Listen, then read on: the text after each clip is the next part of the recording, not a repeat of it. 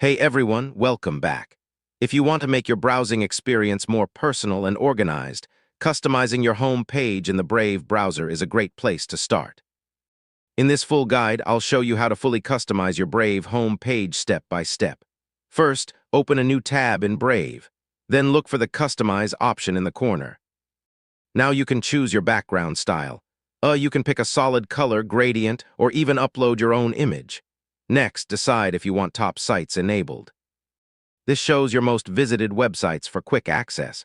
You can customize shortcuts by adding your favorite websites or removing ones you don't use. Brave News appears on your home page, but if you don't want it, you can turn it off. Some versions of Brave allow widgets like weather or crypto updates. You can enable them if you want extra info. You can also adjust layout density to make icons bigger or more compact depending on your preference. If you use multiple devices, your home page settings can sync through Brave Sync. If you mess something up, don't worry. You can reset your home page back to default anytime. Finally, open a new tab and check your customized setup in action.